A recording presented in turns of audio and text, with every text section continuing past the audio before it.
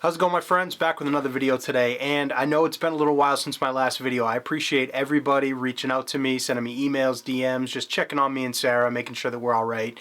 And part of this video, I just wanted to check in with you guys, the community, and let you know, yeah, we are doing okay. And even though I wake up every day feeling like we woke up in some type of like Alfred Hitchcock movie, Sarah and I really are keeping it positive.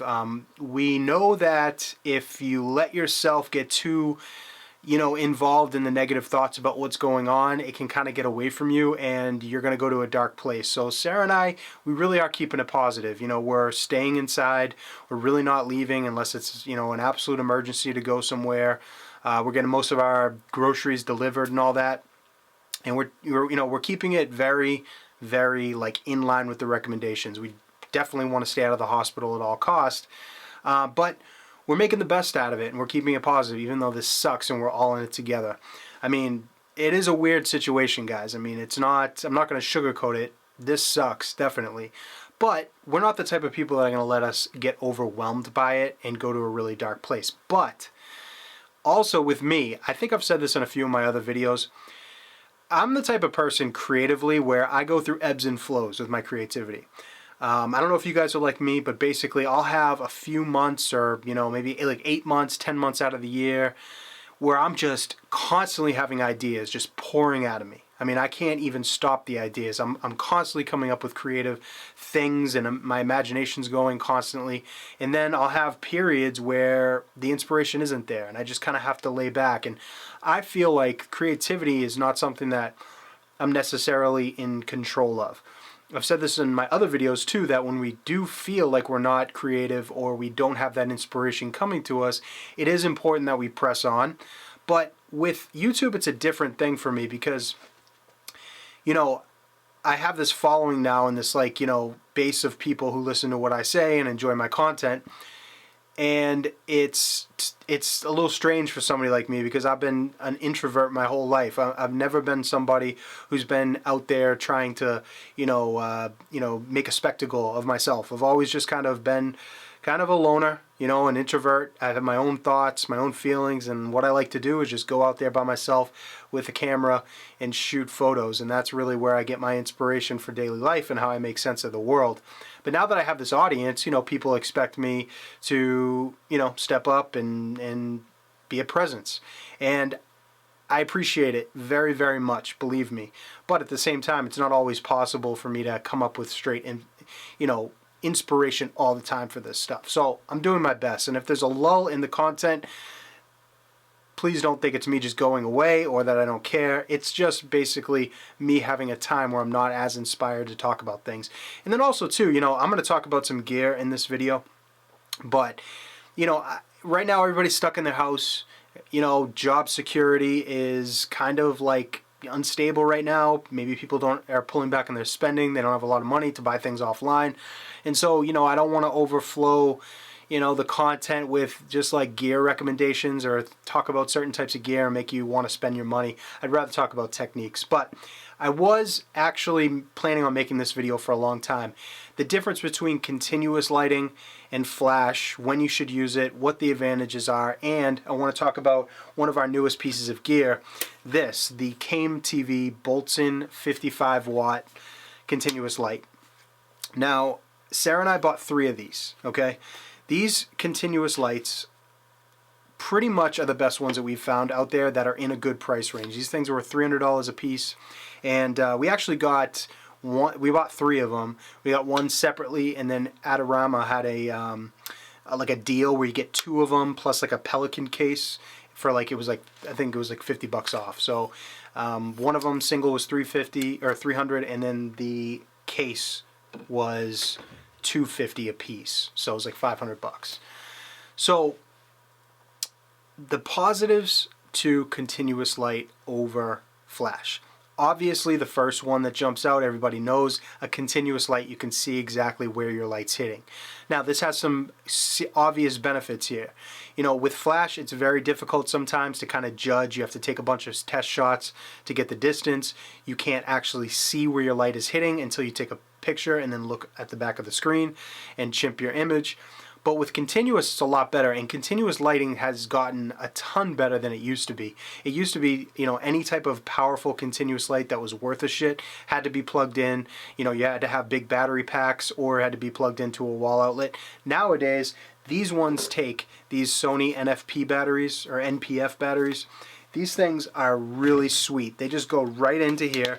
They click right in like that.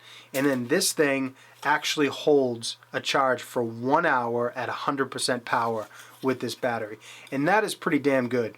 I had these things set up on some light stands when we were testing them, and I left it on straight at 100% power for as long as I could before it went dead, and it was a little over an hour, a few minutes over an hour. So this thing comes with the barn doors. It has a focus beam.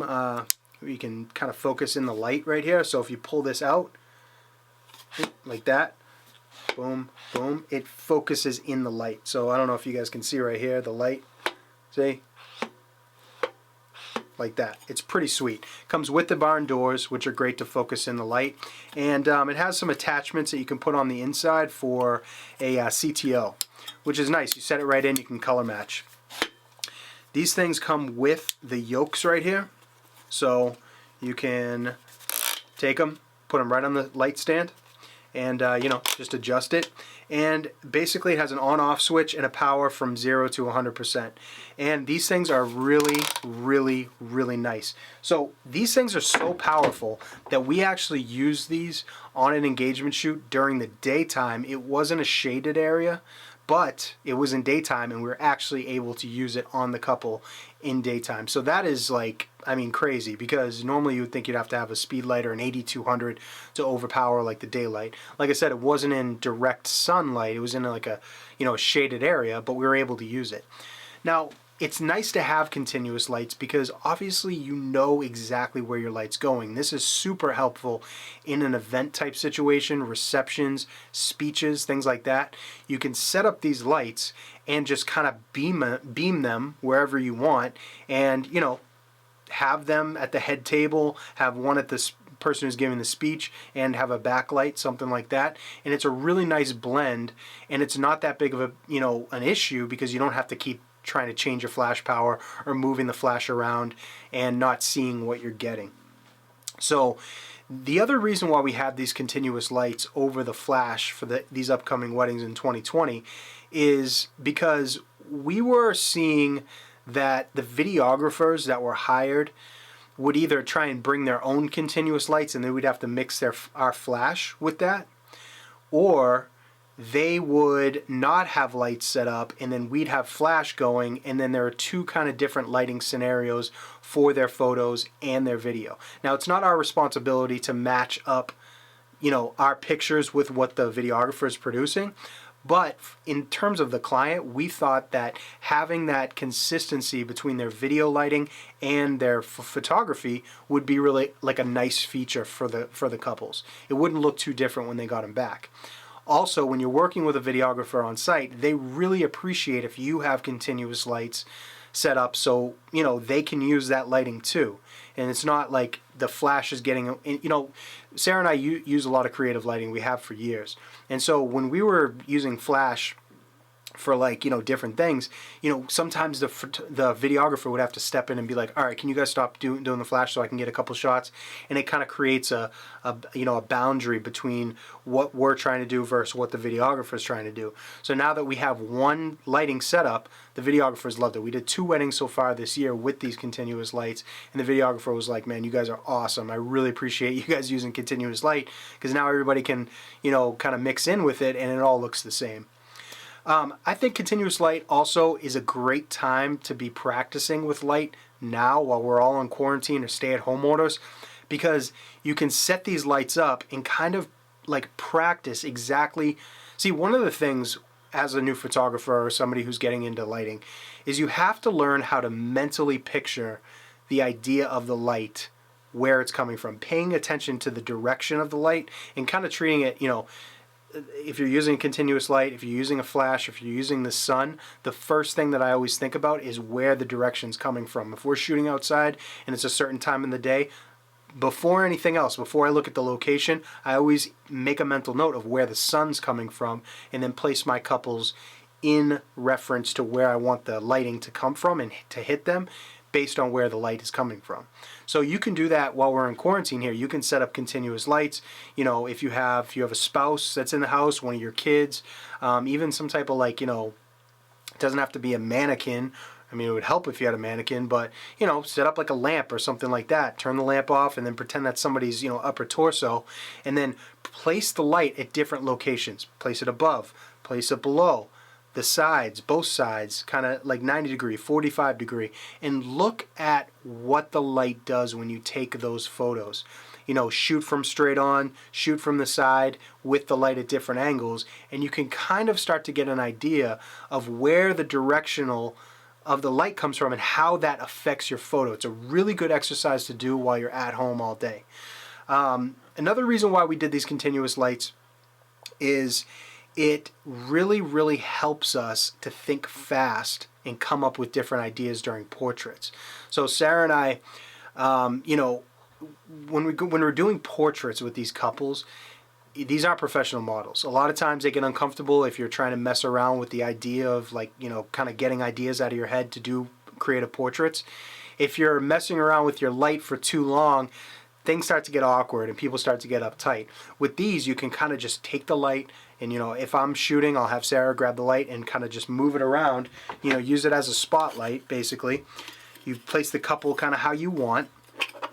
You take this out, open the barn doors, turn it on, and then basically you're just moving around the couple in different locations and shooting different angles. It really helps with portraits because all of a sudden a beam of light will pass them in a certain way and you can see it right then, and you're like, oh shit, go back and do that, put the light back up in this angle, that looked really cool.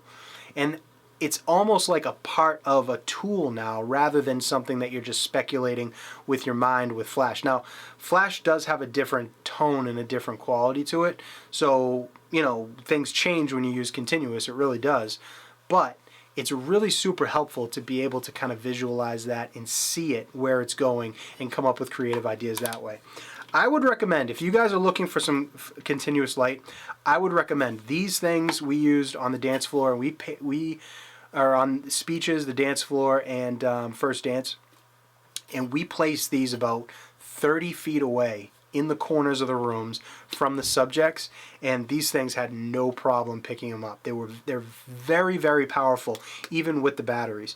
Like I said, you get an hour at full power with them, and you're never going to use an hour straight. Basically what we did was we put these on the stands, turned them on to like 25% power just so people in the room can get used to, you know, there's continuous lights around. And, you know, during the speeches, we just bumped them up to like 80% or 100% depending on where the lights were. And then, you know, after the speeches or the dance or something like that, a couple minutes, we turned them back down and we had plenty of battery life. I mean, I got 2 of these batteries for each one of the lights, so we have 6 of them. And, you know, we didn't even come close to using those. The batteries themselves, these are off-brand ones.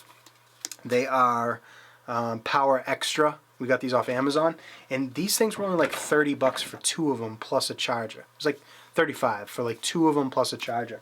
Super affordable and really easy. We don't even have to bring the you know, deal with any power cords or anything like that looking for an outlet to plug them in.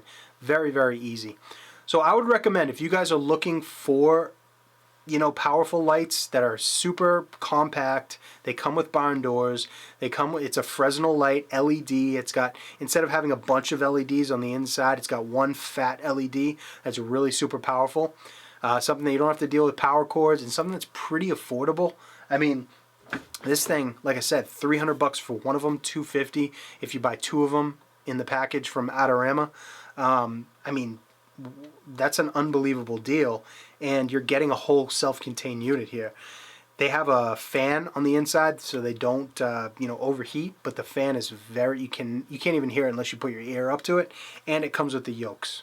So I think it's a very good deal, and something that you should think about if, you know, I understand that speed lights are kind of terrifying for a lot of people, especially on a wedding situation or shooting with people, because until you really learn it, it does take a while to kind of like mentally picture what it's going to look like before you even turn the flash on. I mean, you have to get good at visualizing what available light you have, the direction, the flash power, your settings, and blend that all in. So maybe you only have to take 1 or 2 test shots. Because if you're trying to shoot people and you're doing like 10, 15 test shots to get it right, people are going to start getting, you know, agitated, and it's going to kind of go into a situation where it could start to affect the comfortability of the people and then affect your portraits.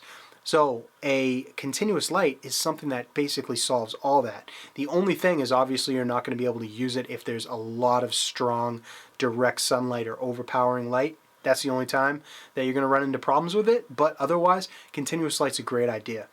So guys, make sure you're practicing when you're at home. Set up, like I said, even an inanimate object. If you don't have your kids or you don't have a spouse to do this with, set up something where you can take your flash or your continuous light and start to practice with different angles, placing your light on 90 degrees, placing it 45, you know, in front, above, under, behind, all that stuff, and shoot from different angles.